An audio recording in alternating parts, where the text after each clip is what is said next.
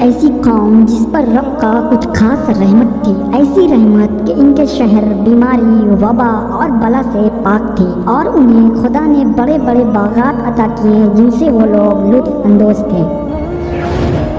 لیکن اچانک ان کے باغات اور شہر قبرستان اور ویران بن گیا۔ ان لوگوں کی کیا خطا تھی اور یہ خوبصورت شہر کیوں اچانک اجڑ گیا؟ اگر آپ ان سوالوں کے جواب جاننے کے لیے تیار ہیں تو چلیں شروع کرتے ہیں۔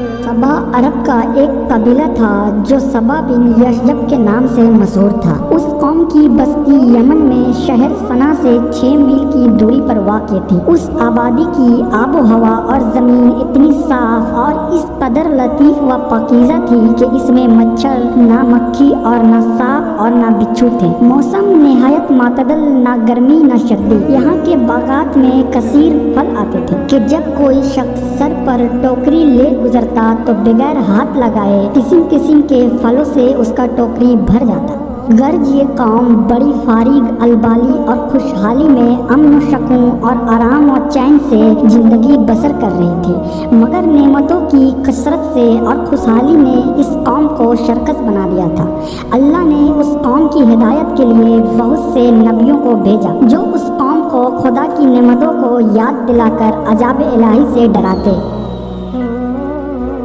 مگر ان شرکسوں نے خدا کے مقدس نبیوں کو جھٹلا دیا، اور اس قوم کا سردار جس کا نام حماد تھا وہ اتنا متکبر اور سرکس آدمی تھا کہ جب اس کا لڑکا مر گیا تو اس نے اپنے کفر کا اعلان کر دیا اور اعلانیہ لوگوں کو کفر کی دعوت دینے لگا، اور جو کفر کرنے سے انکار کرتا اس کو قتل کر دیتا، اور خدا عز و جل کے نبیوں سے نہایت ہی بے ادبی اور گستاخی کے ساتھ کہتا کہ آپ لوگ اللہ عز و جل سے کہہ دیجئے کہ وہ اپنی نعمتوں کو ہم سے چھین لے۔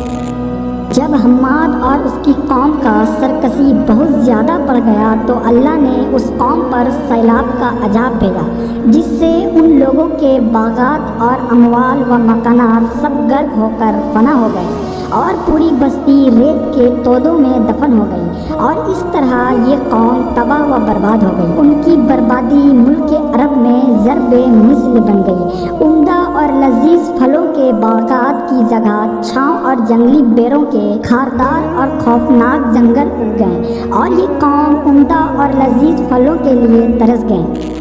قوم سبا کی بستی کے کنارے پہاڑوں کے دامن میں باندھ باندھ کر ملکہ بلقیس نے 3 بڑے بڑے تالاب نیچے اوپر بنا دیے تھے۔ ایک چوہے نے خدا عز و جل کے حکم سے باندھ کی دیواروں میں سوراخ کر دیا،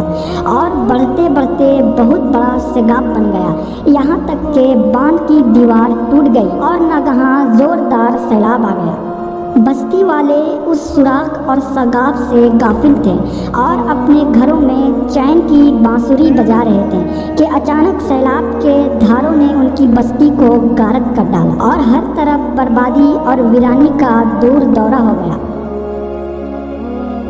قوم سبا کی یہ ہلاکت و بربادی ان کی سرکشی اور خدا عز و جل کی نعمتوں کی ناشکری کے سبب ہوئی۔ ان کے بدعمالیاں اور خدا عز و جل کے نبیوں کے ساتھ بے ادبیاں اور گستاخیاں جب بہت بڑھ گئیں تو خداوند کا غضب عذاب بن کر سیلاب کی صورت میں آ گیا اور ان کو تباہ و برباد کر دیا۔ سچ ہے، نیکی کا اثر آبادی اور بدی کا اثر بربادی ہے، لہذا ہر نعمت پانے والی قوم کو لازم ہے کہ خدا کی نعمتوں کا شکر ادا کرے اور سرکشی و گناہ سے ہمیشہ کنارہ کشی اختیار کرے، ورنہ خطرہ ہے کہ عذاب الہی نہ اتر پڑے، کیونکہ جو قوم سرکشی اور بدعمالی کو اپنا طریقہ کار بنا لیتی ہے اس کا لازمی اثر یہی ہوتا ہے کہ وہ قوم عذاب الہی کے مار سے برباد اور اس کی آبادیاں تہس نہس ہو کر ویران بن جاتی ہے۔